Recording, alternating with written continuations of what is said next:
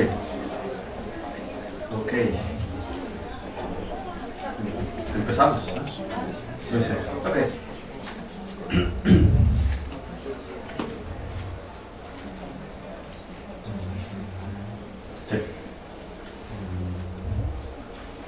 Okay. Good afternoon. We started with background. First session. It was background and scope.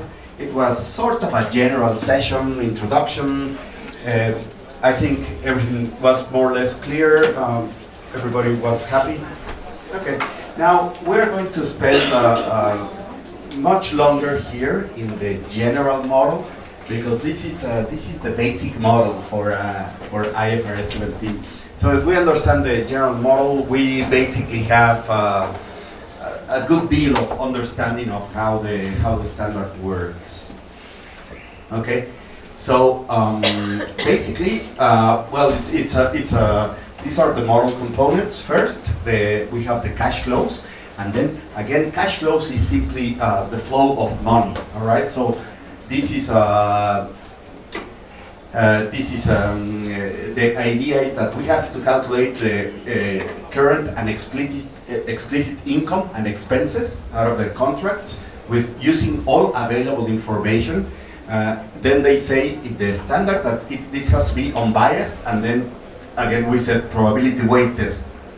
And with probability weighted we get the idea of this stochastic simulation or Monte Carlo simulation, where we have to assign probabilities to the different values of the cash flows, and the cash flows within contract boundaries, and also is the entity perspective. So typically for the income we consider premiums. For expenses, typically we consider commissions and other acquisition expenses, administrative expenses that are related to the insurance contract. So, for example, the salary of the general manager, can that be traced to a particular insurance contract?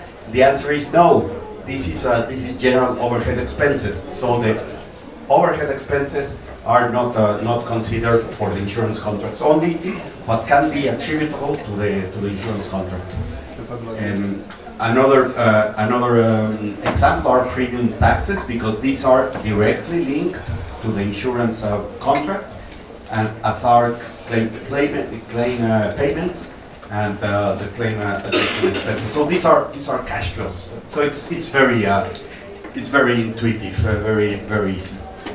Then we have yes. You mentioned ULI. Yes. ULI. So the unallocated loss adjustment expense, we make. Will you attribute the claims department as a direct? Without a specific allocation, would this be valid? That's a good question. They don't tell you. I think this is the company's decision. Because you have allocated and unallocated.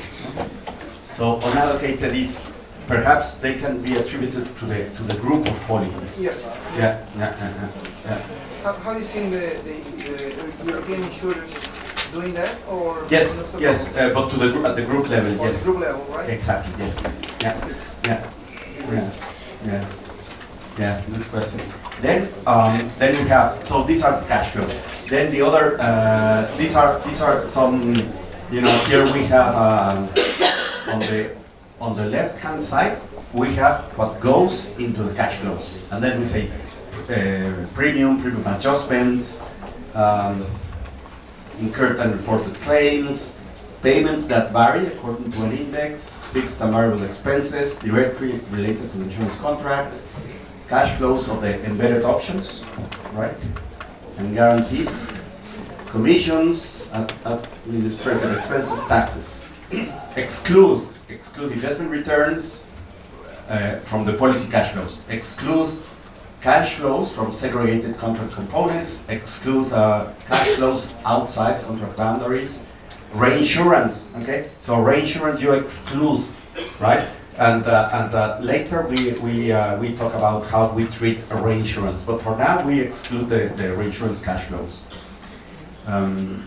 Acquisition expenses that are not attributable to the contract. For example, you can argue that you pay that you give a bonus to a big broker that is producing a lot of business for you.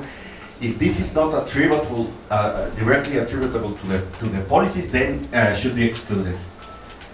Then they say cash flows that arise from abnormal processes, even if they can be directly attributed to the contract. Now, what is this abnormal? Well, could be I don't know, could be some extraordinary expenses of some sort. So they should be also cash flows not attributable to the contract, product design and developing, training, right? So so if you spend if you had any expense related to coming to this course, if you took a flight, whatever, you cannot put this into the cash flows of the product. That should be clear, okay? And income taxes. So these are basically the cash flows that are accepted. Carlos, you mentioned that we should weight it by the probability of the flow curve. With that in mind, in regards to premium, should we consider a bad debt component on the cash inflow? No, typically, I was asked this question before, and I think that the issue is that if you are certain that you're going to receive the premium, then the premium is there. If you're not certain, for example, there's what happens if you issue the contract, but then the premium doesn't come. All right, I really don't know know the answer to this. Yeah. Because probability weighted is usually associated with claims, but with premium you say, well, the premium is going to come and that's it. Yeah. Okay, then so we're looking first to the cash flows, then to the time value of money, and again we have mentioned this, but you have all the story here, no? That the discount rates should reflect the features of the cash flows or the fulfillment cash flows, including liquidity considerations. Okay. Now the idea is that insurance contracts are not liquid. Okay. So you have a liability, but this liability is not liquid. It's not something that you can basically transact or have or put a price on it. And well, you have to take into consideration observable market prices. So the idea is that the liability is going to, or the contract generates cash flows or outflows. All right. So the idea is that you should try to use discount rates that reflect the characteristics of these outflows. Then we saw a similar chart in the morning. Here, assume that the risk-free illiquid rate is 4.5%. Okay, and this would be the rate that you would use. All right. So this is the risk-free rate, 4%. Assuming that this is I don't know. You can say, well, government bonds pay a risk-free rate, which nothing is risk-free. There's always risk, but the theory is that paper issued or debt issued by the government is relatively risk-free because the government has unlimited taxing capabilities and will pay most of the time or all of the time. We know that in real life it doesn't work like that, but we assume that the risk-free rate is some government rate or something related to government bonds. So we would add a liquidity risk, okay, of 0.5% to get this rate. Or the other approach is called top-down, and top-down means that suppose that we have a return on assets of 7.5%, or any reference rate. So this 7.5% would be something like, I don't know, the interest rate that the assets in the company are earning, for example. And then we would deduct two things, market risk for expected credit losses and also for unexpected credit losses. And then we would go down to 4.5%. So this is more or less the concept. Again, the IFRS 17 won't tell you what to do. They mention this top-down, bottom-up, and these are very theoretical concepts, and companies have sometimes problem trying to fix the rate, and then the rate depends not only on the company, depends also on the characteristics of the contract. Okay, so this you have to bear in mind. The determination of the discount rate is going to be unique for all the portfolio. I cannot do different for each. It has to be for the portfolio. Could be different by each portfolio. So? Yeah. Yes. Okay, and yes. I am able to change it in a different basis, right? Quarterly, annual.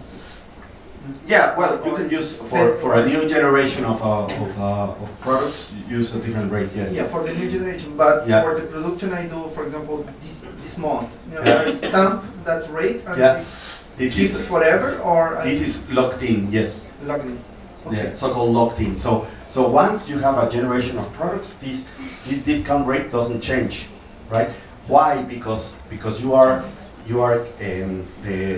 there's also a adjustment in the for financial risk.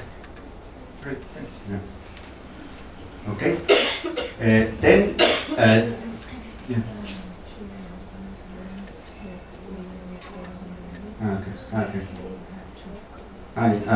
Okay. Yeah. Okay. So if you have questions, please use the microphone, because this is being recorded. So that's why the microphone is circulating. So not only use the microphone, but also ask good questions, because it's going to be recorded. Yeah. Okay. So the next element is the non-financial risk adjustment. It's called like this: risk adjustment for non-financial risk. Risk adjustment for non-financial risk. This is the name, the official name. Many people say risk margin, and that's okay, but this refers to the insurance risk. Okay, so this has to be included explicitly in the assessment, and also IFRS 17 says you need to consider what is the confidence of this adjustment. Okay, and then again, we are going to talk more about risk in the solvency part of this seminar. In the IFRS 17 part, we don't talk much about risk, but we will cover it later. Okay, and then the comment here at the bottom: IFRS 17 does not prescribe a calculation methodology. Now, one thing is that they say. The idea of IFRS 17 is to have a uniform and comparable basis, but if you're a conservative company, you will add more risk. If you are not so conservative company, you add less risk. So even if two companies are identical in products, they may have different so-called risk appetite. One could have more risk appetite than the other. And this is companies are free to basically to use whatever methodology and whatever level of risk they think it is appropriate. So that's different. For example, the concept in Solvency II, at least for in the standard formula, we're going to see that is that everybody uses the same calibrated factors for the standard formula, at least. Then we have the contractual service margin. Okay, the net difference in cash inflows and outflows, but it cannot be negative. We know that already. Okay, and here's the comment, Francisco. Here, the CSM account is accredited with interest. Interest rates are locked and at initial recognition. Yeah. So in other words, this CSM, this contractual service margin, also earns interest. What rate? The rate that you basically determine on initial recognition, and this you cannot change. Okay. Now this chart, I made a mistake here, and I put the Spanish version of this chart, but it was, the thing is that I made this in a. This is like a picture, right? And I yesterday I saw it and I said, oops, I didn't update this. So this one is in Spanish, okay? But you understand. So this is a portafolio 1, 2, portafolio N, sin posibilidad de convertirse en oneroso. So these are the different generations, okay? So green is sin posibilidad de convertirse en oneroso. Yellow, otros contratos rentables. And red means contratos onerosos. Okay, so that's at least you need to have 3 groups. Of course, you can have more groups, okay, more groups, but at least 3 groups, and then you can have. Well, here in this case, I'm assuming that you have the N is equal for all years, but this is, of course, not necessarily the case. You may have, for 1 year, you may have 20 portfolios or 15 portfolios or 300 portfolios. It doesn't matter, all right? But this is by generation. So this is, and this is also one complexity because we're not used to do this classification, but now you must do this classification, and also you need to to test if the contract remains lucrative. Maybe it becomes onerous, and then you give other treatment. Okay, so this is the idea behind portfolio aggregation. So, just a question. Yeah. Yeah. The classification is made at the time that the policy is Yes. issued, Yes. and it does not change in the Cannot future. cannot change. Once you classify, you cannot reclassify. So let's say I classified the policy as onerous one, Yeah. but 5 months have Yeah. passed, Yeah. and then I saw that real versus expected. Yeah. Real result is not lucrative, Yeah. though expected result was. Was. Then I can't change the classification. No, the classification doesn't change, but what changes is that if the group becomes, the group was not onerous, became onerous, then you have to recognize the loss. And then it may happen that this group was onerous and then again became non-onerous. So you have to do a process called reversal of losses. So we will see that. Okay. Yeah. Okay. It's a bit it's a bit confusing, but that's how they do it. And when you buy from another company the policy already issued. This is called insurance contract acquired. So you bought from another company. This is different treatment. We will see that as well. That's me again. So, curiosity from a fundamental perspective. Yeah. We have said that once you tag a contract as an onerous, you should recognize the loss, and this is basically forever. Yeah. But if we think about the category the contract is getting is because the calculation of the flows. Yeah. And then during the life of the policy, you can have a significant change in the flows. Yes. Because Yes. you improve Yes, the yes. techniques of claims, Yes. adjustments, etc. Whatever Yes. is the reason. So what is, as a sense, what is behind to do not allow the contracts change category for the better? Well, so so the contract go into one of these boxes, right? But then then it could be that a certain group is a different category, then you give a different treatment, but you keep the same name of the, so the original, you say at initial recognition this was onerous. Yes. Then it became profitable. Yeah. You give a different treatment, but then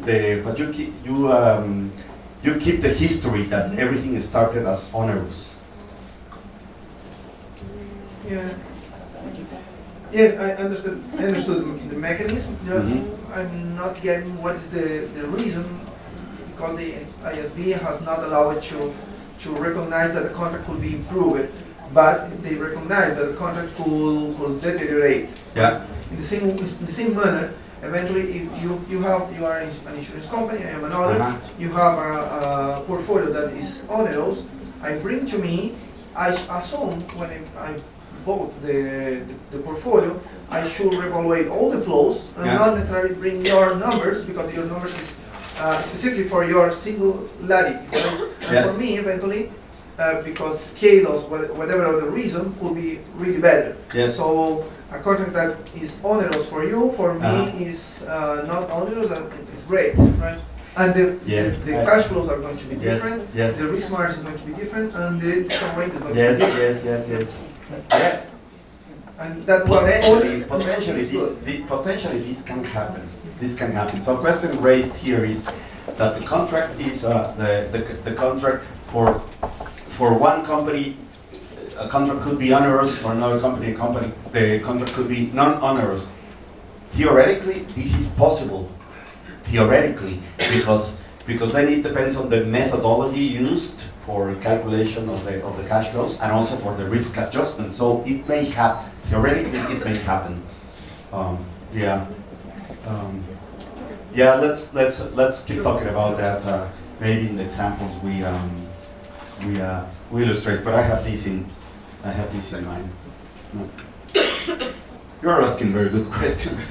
Now let's look at some numbers and try to make sense out of everything. So we're going to see 3 examples. One is called base example, okay? And then this base example, then there are changes that increase the profit, okay? So the base example is non-onerous, but through some favorable changes in the estimations and all the rest, you could have even more profit than expected. Or we are going to see, so this is example 1, example 2 becomes more favorable, example 3 becomes onerous, okay? So changes that make the group of contracts onerous. So we're going to see these 3 base examples to illustrate what happens. So this is basically a contract. There are 1,000 insurance contracts. It's a 5-year term policy, okay, single premium. I think I'm suggesting that this is a life product, but could not necessarily. It's just a 5-year term contract. So you pay a premium of 1,000 here for each contract, and then these are the outflows or the expenses. Okay, IFRS 17 says expenses, and of course expenses includes premiums, includes claims. But here we say simply this is inflow, and also be used to the fact that premium, they put it negative. Okay, premium is negative and this is positive.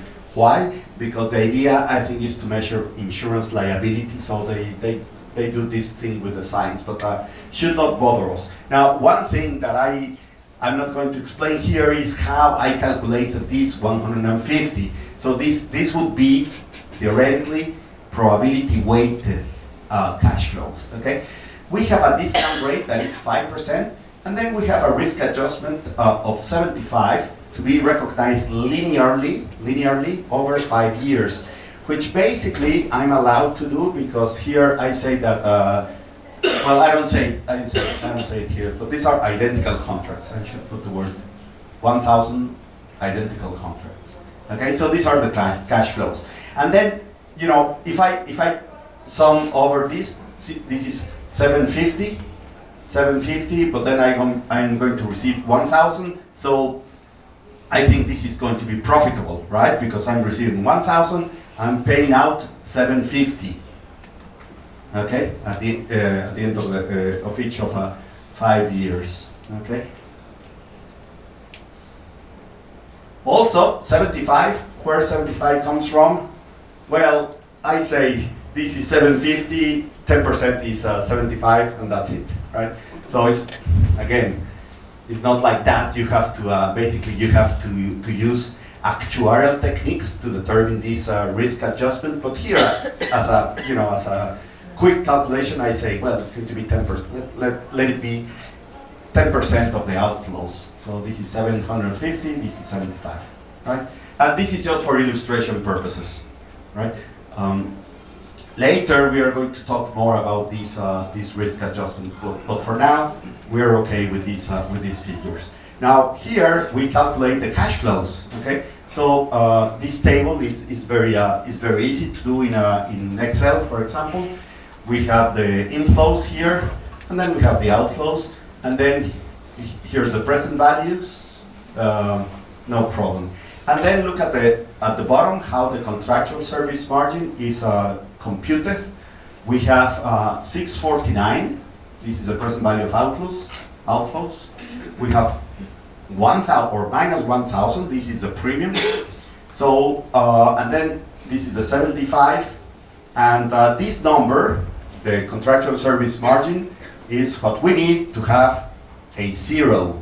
Okay. Remember this chart, this picture that I said you can put this in your living room. Well, this was the quantity needed to get to zero. Okay, so 275 is the contractual service margin. Okay, so what's that? So this is unearned profit. Unearned profit. So this will be recognized as time goes by, right? And then here you have the mechanics. This is sort of a recursive computation until you get to 649.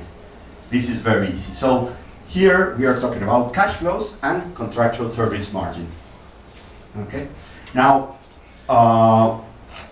here is a sort of reconciliation. Okay, to calculate what's the time value of money. So the cash flows is 750. Okay, or yeah, and then the time value of money is what? Well, basically this is the balancing item because the fulfillment cash flows is 1,000, right? So if I see this box, this is the outflows. Okay, this is the time value of money. This is the risk. This is the contractual service margin, and this is the fulfillment cash flows. Okay, so I have all the components now. Then I do this table, but I do it before the premium is received and after the premium is received. And here I say, well, if this original group was onerous, it's not onerous, but if it was onerous, oh, another Spanish thing here. For the onerous contract, we assume arbitrarily 250. Okay? I'll correct this before giving this to you. So here we have the outflows, the inflows, sorry, minus the outflows. We have this estimate of the present value of cash flows, the risk margin, and then the fulfillment cash flows, and then we put this number to get to zero. In the case of onerous contract, this is already, we cannot have anything here to have a zero. So what we do is that basically we have a liability of 157 that we recognize. Now, immediately after the premium is received, we do the same arithmetic, except that the 1,000 is not there. So this is pure and simple arithmetic. Okay. So we know that for this contract we have 724. Remember this number, 724. This is the initial liability after the premium has been received. Okay, 724. Now, here we have the contractual service margin, and then we see that the risk adjustment used to be 75 on initial recognition, and then linearly goes to 0. So it's 5 years, 75, so it's 15 per year until it gets down to 0. Now this projection assumes that cash flows are going to occur as expected. There's no change. So here we have not done anything very difficult. Perhaps there's the risk margin that we need to speak more about. Perhaps I'm saying very lightly, oh, the discount rate is 5%. There could be a lot of reasoning behind that, but for now, let's work on this simplified basis. So these are the projections at initial recognition. Okay. Now we have to do the reconciliation of the different components, and there's a paragraph 101, and here we are reconciling the different accounts. Okay, the different accounts. So so I have for example, the first column is the present value of cash flows. Okay, so this basically this 350. Okay, this 350 is the difference between the 1,000 and the 649 that you saw. Then insurance finance expenses. Well, basically this would be, so here in every line we start from opening balance and then we end to closing balance, in the closing balance. So here we have 3247. Any idea where that number comes from?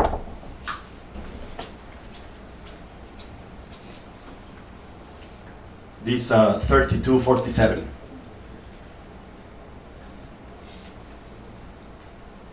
Any idea? Well, there's a 5%. So what we do is that the net of these two numbers multiplied by 5% is a 32. Okay. So this is the net of these two is like 650. 10% would be 65. Half that is 32. I think it makes sense. Okay. And then the cash outflows. What's this 150? I know that I have to pay out 150. So look at what happens first year with the cash flows from 0 to 531. Okay. Now the risk adjustment. 75, I take away 15. I finish the year with 60. Okay. Then the contractual service margin, 275. Now this 13.78. If you have a calculator, take it out and try to calculate this. 275. What is that? Also 5%? 5%. Okay. So this line, insurance finance expenses, I credit interest. Okay. And then this 57. If you have a calculator or an iPhone or a Samsung, whatever model you use, you can do it, right? Or I do it. Let's see if I can do it. So I take 275.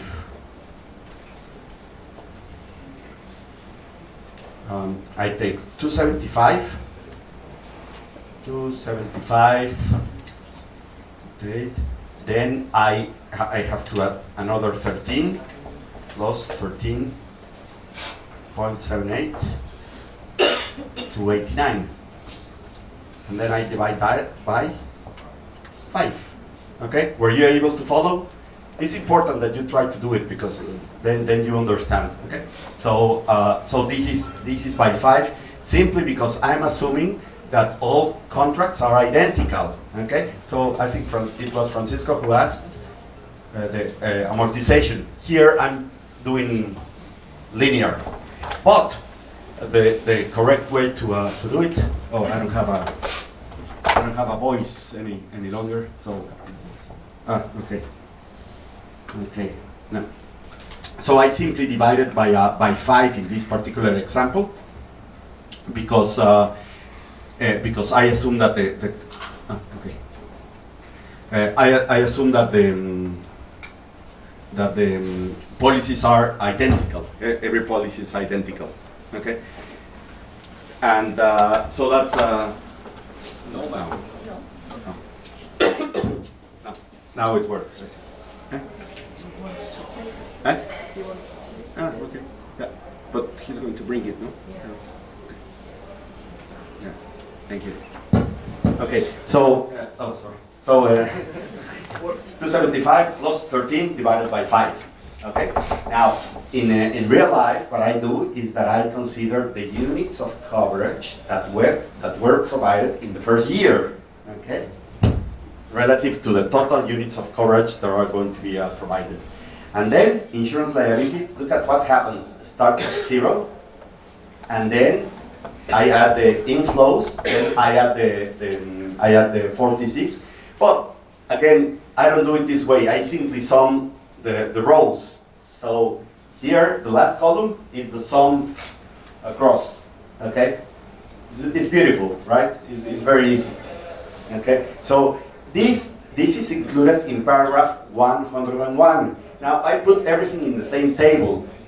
If you want to do it in the same table, that's okay. If you want to do 4 tables, that's also okay. But look at the beauty. The insurance liability is simply the sum across. So you have even this is very easy to do in Excel or in a table is quite easy. So that means that the insurance liability used to be 0. And then it grew to 823. Okay. Any question about this table? Carlos, about the coverage, on the CSM. If it goes for the coverage, I understand coverage as the same insurance coverage of the policy. So if you have, for example, a very simple insurance contract that just covers death, so I just will have the coverage. And that's the question: is the coverage is in action, even though not activated, and then I will have some kind of amortization of in a contract in that manner. I will never have an amortization up to the claims occur. Just a second. Sure. Yeah. Yeah. You would. No.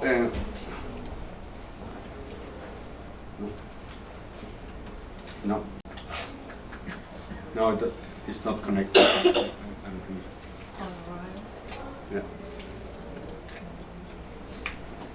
Okay. Yeah. Okay.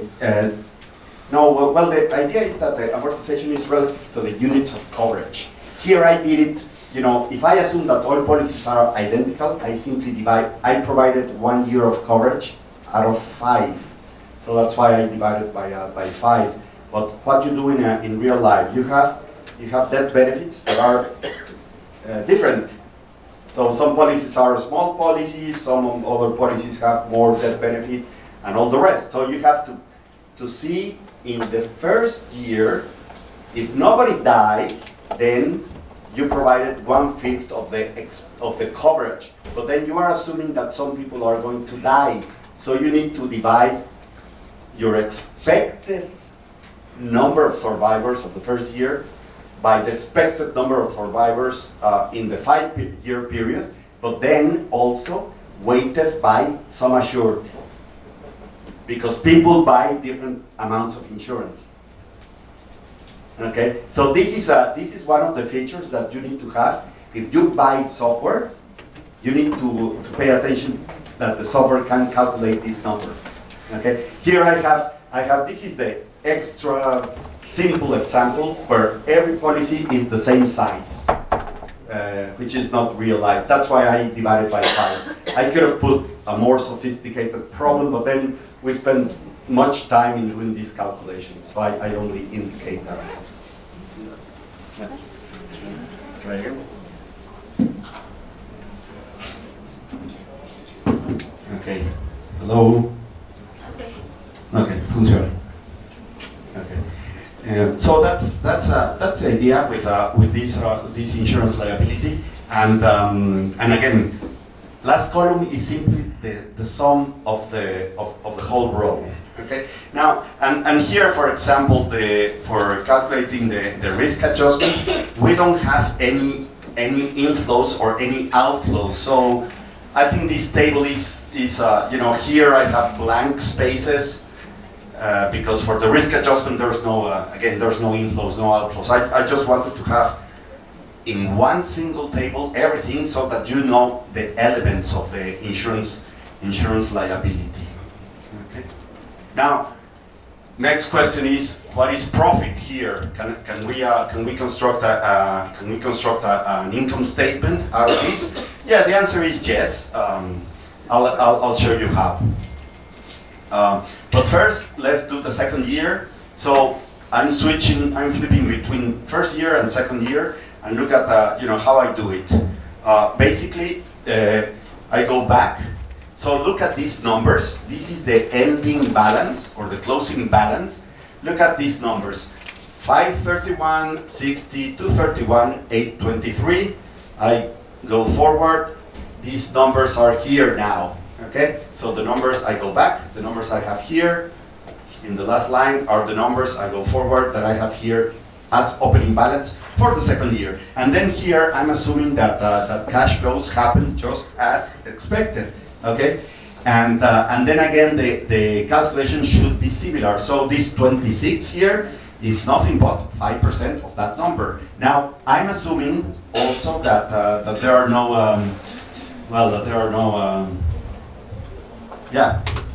there are no changes related to future service.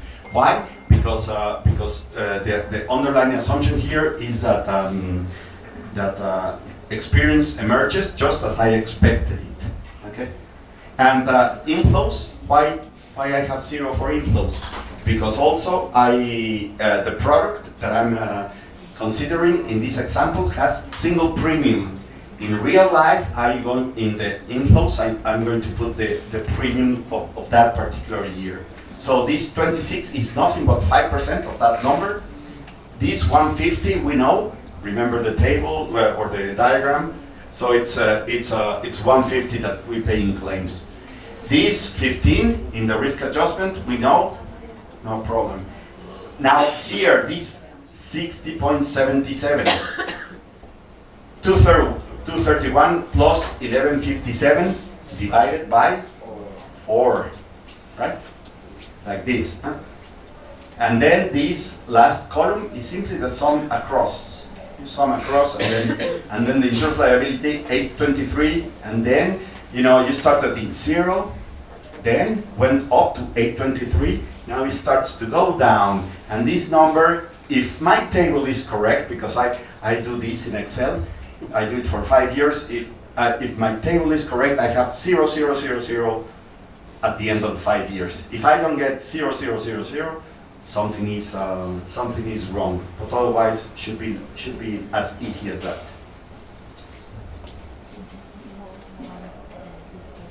More distance.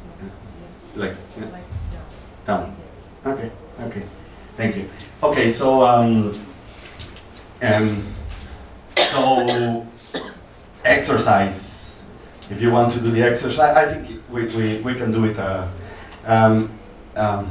We do it together, but ideally, here in this part of the workshop, what I do is now you do it, okay? And that's why if some people brought their laptops, it's very easy to open an Excel sheet and then do it. But the challenge here is trying to do it yourself. If I explain it, it's very easy, but then when you try to do it, then you find some difficulties. But anyway, let's assume that we have done it. Okay, so third year. Okay, or you want to do it? Let me know if you want to do it. I put second year. Do you want to You want to try and do the third year? Because you start, the closing balance becomes the opening balance. Or I do it. How do you prefer?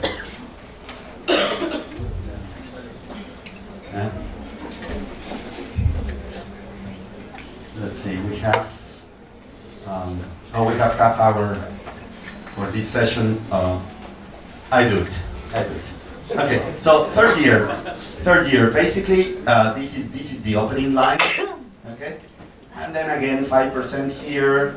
The 15. No, this is not 5%. This is simply 15 each year. Then this plus this divided by 3 is that number.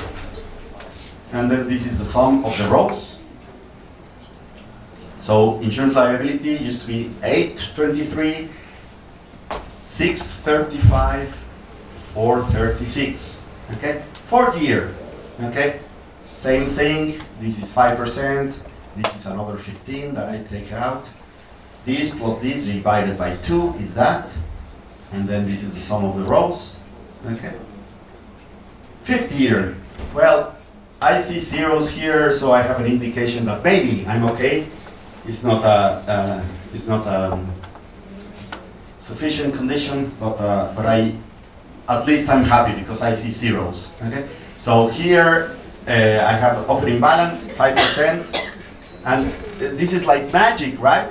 This plus 5% is exactly 150, so it goes away. Then I have 15, take away another 15, 0. Then the contractual service margin, 66, plus this number, right? Divided by 1 is the same number, okay? And then this is the sum of the rows, and then out of magic, it appears I have 0. So I have an indication that my arithmetic was good. Okay. Now this is the base example. Everything happened just as expected. There were no changes, no nothing. Okay. Also, it's an example that is a bit artificial. Everything just as expected. Now.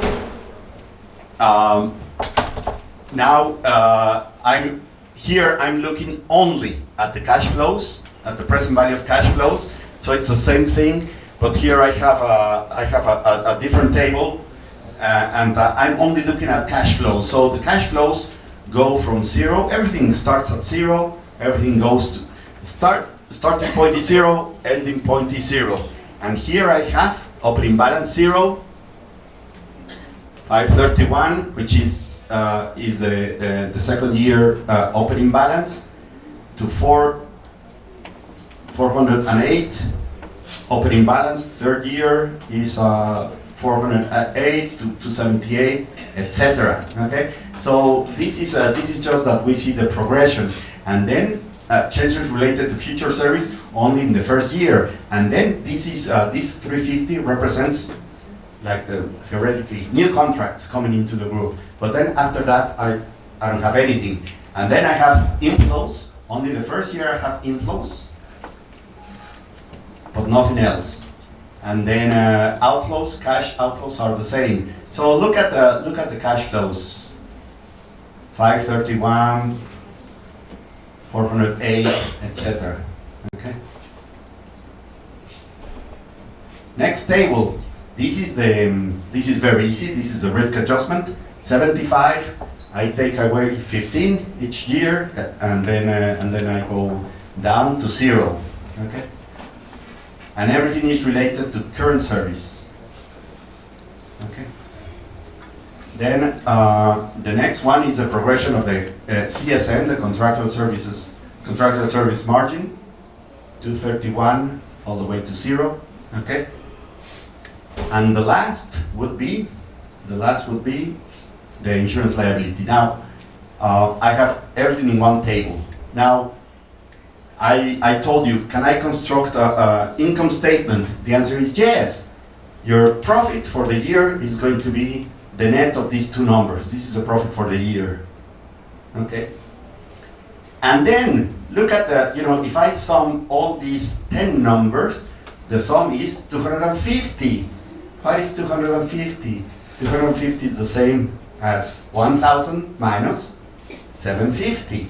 All right, so the idea here, this difference in cash flows, 250, all the magic is to put it in the right years. Okay, so this is the income statement. Okay, I'm not going to do such a simple income statement, but if I wanted to do it, if I wanted to do it already, this is the first year, second year, third year, fourth year, 5 year, and then it's 250. Okay, with the signs reversed, but anyway, it's the same. And then, if I wanted to construct the balance sheet, how can I do it? Well, I take the insurance liability, so this is the liability, and then for the assets, I take the premium and premium minus claims or minus expenses, and it works.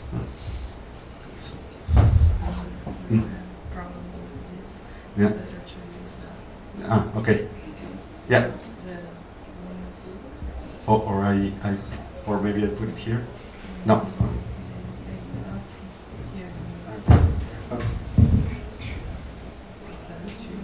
Okay, no problem. No, it's okay. Okay, so I was saying that here we have a simplified income statement, and then it's very easy to construct the balance sheet, which I think I'm going to do next. Okay, so simplified balance sheet. So this insurance contract liability, these are the liabilities, and then this, which is the second row. Where did I take this second row from? I go back one slide, and then this is in the bottom line. You see the insurance contract liability. Okay, so this last line goes to my liabilities in my simplified balance sheet, which is this second line. Now, assets. Well, I call them cash. I call them cash and cash equivalents. So what's 850? Well, 850 is nothing but 1,000 that I receive in premium less 150 that I paid in claims. Second year, I paid another 150, so it goes down to 700. Third year, I paid another 150, and so on and so forth. And then equity. What's equity? Equity is capital, patrimonio. Huh? So this is one of the equations in accounting. Okay, so we know that assets is equal to the line cash and cash equivalents is equal to insurance contract liability plus equity. Okay, so that's one fundamental equation in accounting. So I have constructed the balance sheet very, very easily. Okay, and then again, maybe the most complicated item here is the insurance liability, but with the approach that I showed you is fairly easy. Okay, now, and then the cash and cash equivalents. This is just the inflows minus outflows, and then I have the equity. And then look at the final equity. What's the final equity?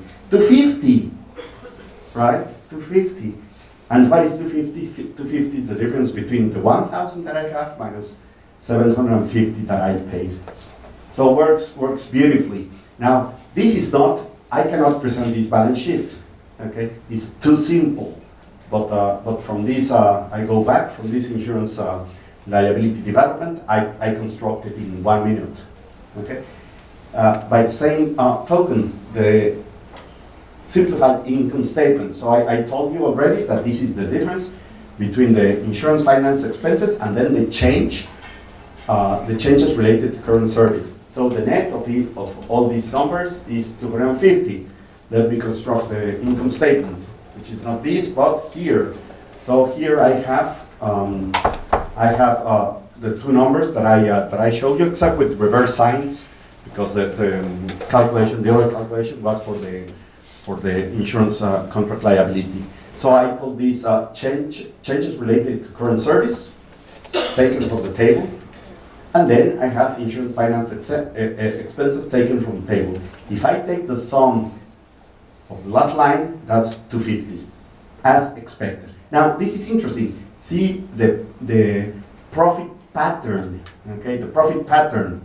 So it starts, and this is, again, this is a live product. So it starts, the profit starts at 26, 37, 49, all right? And it kind of, the profit is kind of deferred, right? I have more profit in year 5 than in any other year. So it's kind of a profit deferral, okay? That is very typical under IFRS 17. Okay? Good. Now, so we were at the basic example. Now, I'm going to assume that the cash flows became favorable. Okay? Favorable. So in the base example, everything is as expected. Sort of an artificial example. Here, the changes make the contract more profitable. So here's the story. At the end of the second year, cash outflows were really 140. I thought there were going to be 150, but they were really 140. This is the actual number. So the entity decides to recalculate the future cash flows at 130. Okay, and then for convenience, I have the original calculation stricken out. Okay, so 140, this is real number, but then I revise my estimates, okay? And then I see, well, it's going to be 130.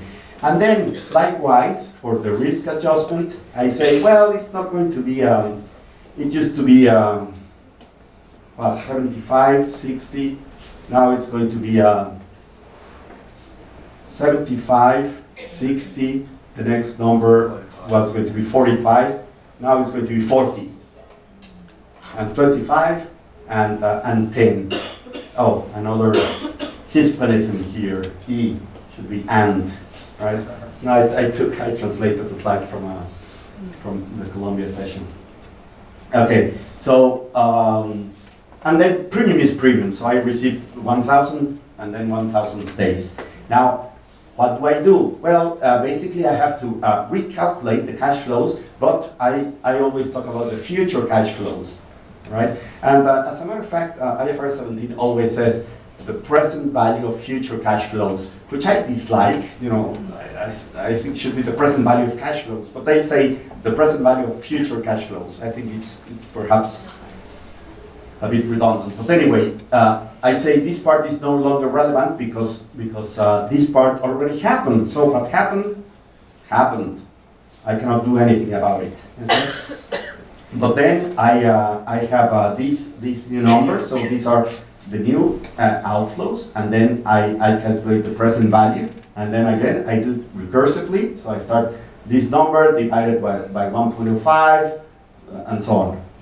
Okay, so I have here the projections. I have here the projections with the new values, right? The way we did before. Contractual service margin, I calculated that at initial recognition. Now, like an exercise, using the favorable fulfillment cash flows and the new assumptions, create the account reconciliations for year 2. Do you think you could do it? Well, let's see. We have the new cash flows, and then we are provided with the new risk margin. I think the mechanics are given to us, so I think we can do it, right? So I did it here, and then basically, what are the changes? Well, I have something called line number 2 used to be zeros in the first exercise. In the second, it's I put basically the changes related to future service. Basically refer the new experience that emerge. And look at the risk adjustment. I take the 15 that I used to take, and then another 5, right? What's the 5? The 5 is the difference in the new risk adjustment. And then for the contractual service margin, right? I have also this entry here, right, for future service. And then remember that this 75 is this plus interest of 11 divided by 4. 4 divided, not 5, 4, because we're in the second year.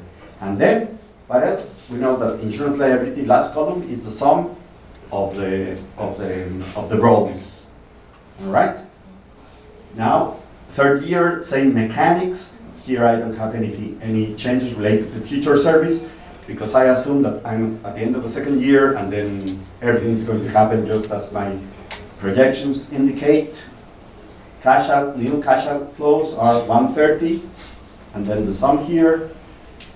Fourth year, same thing, same mechanic. 5 year is the same, and I get to zeros, so I must be doing something right, because I was able to get to 0. Okay. Now, again, look at the sort of the profit is now used to be 250.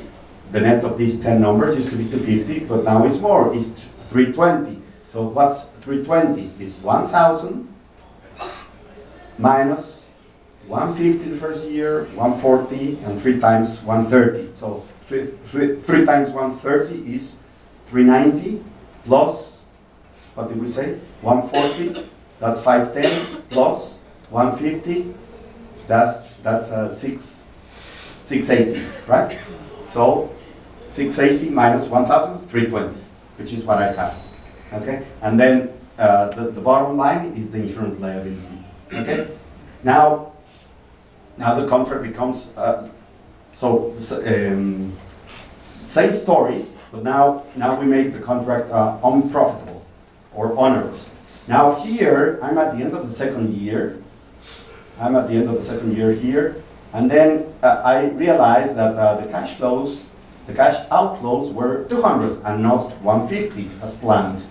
So what I say is that, okay, I revise the estimates, and then the estimates are going to be 250. Now clearly, this is 250, 500, 750, 950, plus 150, so I end up paying more, 1,050, I end up paying more, that I am receiving. Clearly, this is a loss-making contract, okay? So I know that is onerous. Now look at the mechanics. Same thing here. The first two lines are not relevant, because this already happened. I take simply the present value of cash flows, and that's it. Okay. And so here I have this arrangement where. And then look at contractual service margin. This is historical. This is what was calculated. Okay, and then I do my analysis for the second year, and same mechanics. Now here's something very interesting, which is not going to it's not similar to what we did before. We have a problem here because the CSM, we are adding 272 plus 5, and the balance was 231. So we have a problem. Okay. So what do? Well, we calculate these numbers so that the result at the end of the second year is 0. Otherwise, we would carry a negative. So it's like the contractual service margin is unearned profit, but then I have loss, which is greater than the carrying amount of the profit.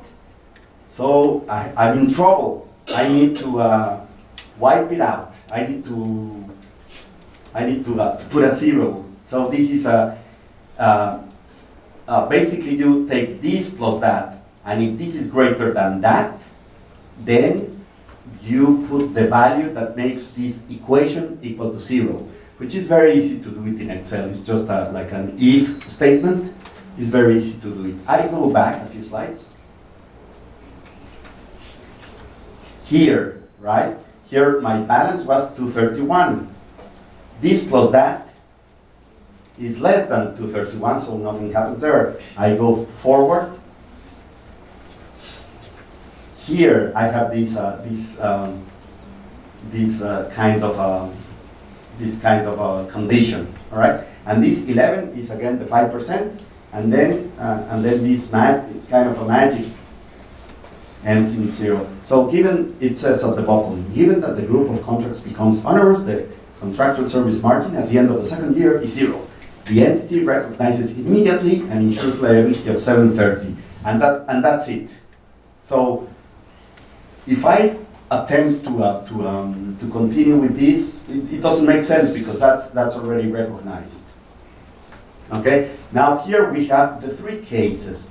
We have the base example. This is the first balance sheet. So we have the 3 balance sheets. Okay. The first is the so-called base example. So this is the base example here.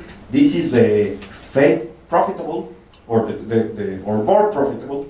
This is profitable. This is more profitable, and this is losing, right? So I end up with a minus 100, okay, which is as expected. And cash and cash equivalents are different depending on the cash flows, right? Because I changed the cash flows, okay. And what about perhaps more interesting? What about the profit or loss statements? Let's look at them. Okay, so the profit of loss statements, and then look at these numbers in red. 250, 320, minus 100 are the same as these numbers here, right? With reverse sign, but anyway, look at the base example. We started, profit was 26, and then it increased until 74. Now in the favorable, this is the more profitable example, profit goes, look at, very, very interesting, eh? From 26, it jumps to 62. All right, so that's a massive increase in profitability. But then it stays kind of the same, right? So year 2 was the changing year, but then stays flat, 62, 63, goes a bit up, 76, and then 90. Okay, so this pattern is typical of IFRS 17. But then look at the loss, right? Look at the loss. Year 2, I recognize everything right away. So I know that, and this is an important feature of IFRS 17.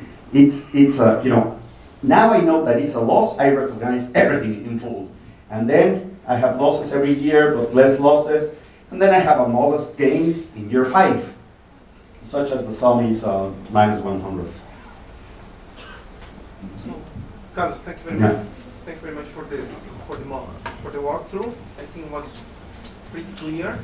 I'm a little bit scary right now because okay, thank you for the table. The walkthrough was great. I'm a little bit scared because I'm seeing that is evident in the base case that we have a lower kind of income, net income, in the first year and incremental along the years. The second example, same thing, right? It's a little bit higher because the fact the flow changed in a favorable manner. But the third case is certain manner. It's part of the business. If you destroy the flow with a large claim, it's part of the business, right? Yes. But the base case already indicate for us that the recognition of the income is going to take longer to arrive. Correct. So for companies that have long duration contracts, seems that's going to be a problem. Yes. While for short duration contracts should be pretty material effect. Yes. So for capital purpose, if we use the IFRS, eventually we will suffer. Yes. Well, basically, you're right to be scared. If in the case of life, you are going to be theoretically less profitable if you if you adopt IFRS 17, you are going to be normally less profitable, or you're going to defer profit recognition, right? It's not that you're less profitable. The thing is the speed of profit recognition. And here I put the 3 examples so that you can see the patterns. Now, what we do as consultants in real life, what we do is for companies, we offer, for example, we offer operational impact, and operational impact is impact in your operation. And that is, what are the changes that need to be done in your systems, in your people, in your, how much training you need, and things like that. So we do operational impact, but also we do financial impact. And then financial impact is, and we call it IFRS 17 light. So we do a light calculation to see how the profit is going to, but in general, yeah, this is a very good comment. This is what you would expect. Yeah, first year, at 20% of the contract term, but just 11%. Yeah. So. Yeah, and let me show you the next chart, because the next chart is graphically how it behaves. So this is very nice. What I'm doing, each bar is the profit as a percentage of cumulative profit. Okay, so yes. I would have thought that if you're gonna say it's gonna be a loss, the third one, right? Mm-hmm. That shouldn't you put a big CSM negative or something to make sure you get the hit there, and then it's close to zero? Why is it negative and negative? Why is it dripping negatives and turning positive? That's normal. Well, could be. I don't know. It could be that. It's not dogmatic. No, not dogmatic. Now you said CSM less than zero. No, CSM is floored at zero. Okay. I thought that if it was negative, it should be negative, taking the turn. No. To the best. No. What I do is that I recognize the liability immediately, and then life goes on. I still have the risk adjustment, which is this guy here, and then this is interest on the balances. Yeah. Oh, I think the question. okay. Maybe you should stay here. or maybe. No, you might. It's interesting because let's imagine that in the year 2 that loss high flow was because catastrophe. Yeah.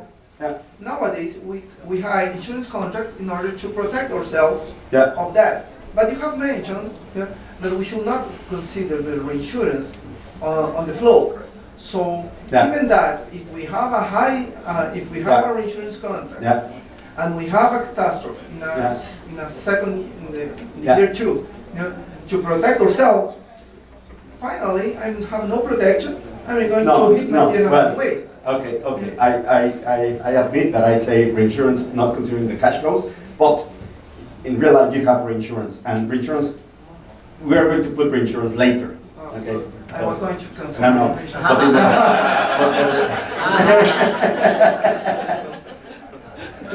No, never do that. Never.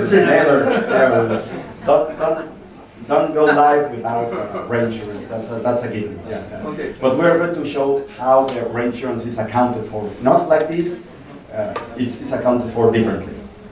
Yeah. Okay, thanks. Okay. So I was Sorry. Okay. Can you Yes. go back once? Well. Okay. Hey, How this is a very Yes, nice. okay. How's tax payments on practice? Because on the last chart, the company are going to have a tax credit on year 2, because tax can damage the deferred profit and losses, right? Mm-hmm. So I mean, when I have a loss, can I defer the taxes also to next year if I have a profit? No. Because that's going to be a problem, right? It's good, yeah, right. And then also, thanks for mentioning the third example has a line called, well, I put the same line, loss on onerous group of contracts, which is in the base example is 0. Second example, you don't need to put it in real life. No? Second example is 0. Third example, I put the 34 here the 34, which basically is the loss on onerous group of contracts.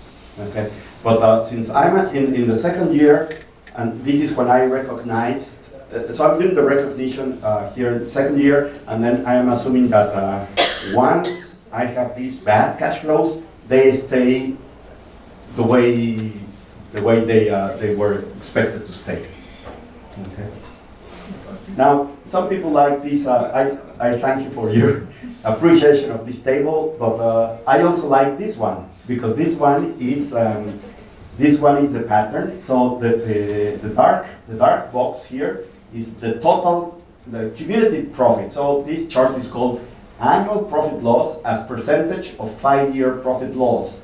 So this is the base example. So this would be like 250, and then this is the 26, etc. So you can see here graphically the size of the profit.